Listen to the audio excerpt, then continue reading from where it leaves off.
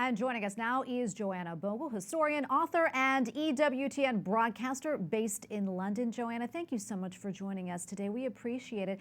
I know that you met Prince Philip several times. Tell us more about that. Can you share some memories? What was he like?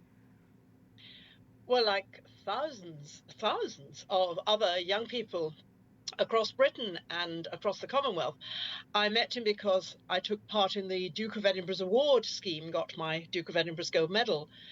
Of course, going to Buckingham Palace to get your medal was just too thrilling for words. I remember this as being so exciting, one couldn't speak, lunch beforehand with the mayor of our borough. It was all thrilling.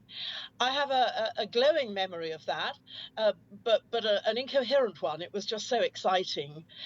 I have a better memory of him coming to meet some of us as young people involved with the award in Wimbledon, Wimbledon Town Hall, now, alas, a supermarket. How times have changed. But he talked to us, and my project was local history, and he took a real interest. He was fun and quite sort of scathing and funny in his remarks, We liked him because he was very forthright. Later, I had the privilege of being on a committee that was looking at the future of the award scheme. It's still absolutely thriving.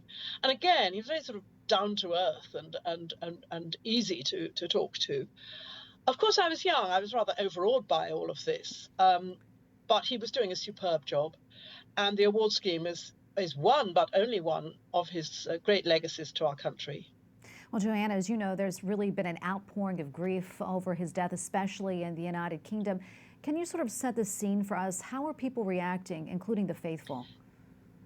Well, it's strange. It's been the most beautiful, beautiful spring day in London, cold but bright and fresh, daffodils out in the parks, all that sort of thing.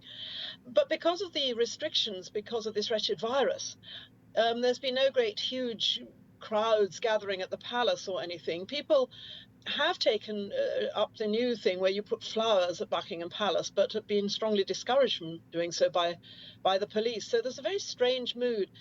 It's a very different Britain from the one Prince Philip first knew when he was at school before the Second World War, and when he was serving in the war, and when as a young prince he married our lovely princess, now the Queen. We're all a bit more sentimental now. So you will get people saying, oh, they want to leave flowers, which not sort of thing had ever happened in Britain we knew in my childhood and in Prince Philip's young manhood. There's a much more restrained feeling, but we're more sentimental, so we'll probably talk a lot about, well, particularly about the Queen. The mood is complicated because of the virus, but you do need to understand that the royal family is very much loved, and Prince Philip was enormously loved and admired. Enormously. I suppose there will be a feeling, oh, well, the thing we all do now is sort of leave flowers and weep, but that's not very British. So maybe the virus will have us resort to the thing we do best, which is a greater sense of dignity and an understanding of our history and traditions, which in a sense he upheld and built on so splendidly. Indeed. There's something about Prince Philip that a lot of people probably don't know, that he actually had ties to the Orthodox faith. What can you tell us about that? Yes, well, of course, he was born a prince of Greece. The family had to flee a revolution, and so he grew up in exile from Greece, and largely in Britain. He went to Gordonston in the Scottish Highlands. So he knew Britain well and was in many ways sort of British, and served with distinction in the Royal Navy in the Second World War. I grew up in a free, lovely country because of that generation's determined defense of our lovely country. So I honor him for that. But yes, technically Greek, thus Orthodox. But of course, he's lived all his life as an Anglican, a communicant member of the Church of England.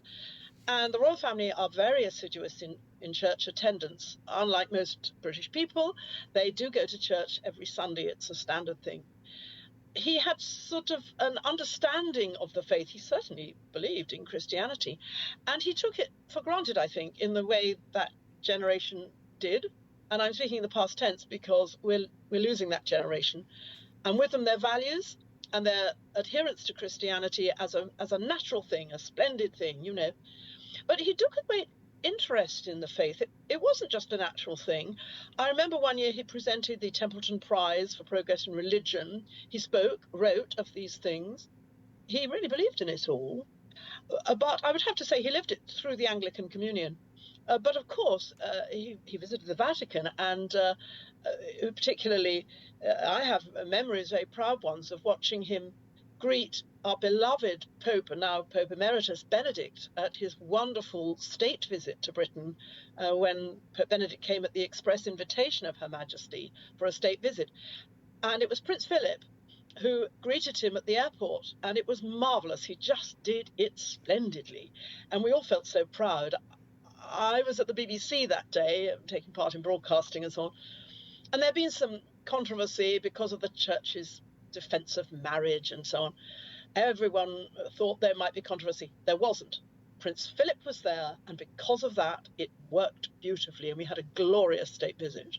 He did know about the faith, and he understood its role. He understood its role. Well, Joanne, I wish we had more time to talk, but we have to leave it right there. Thank you so much for your time today. We appreciate talking to you.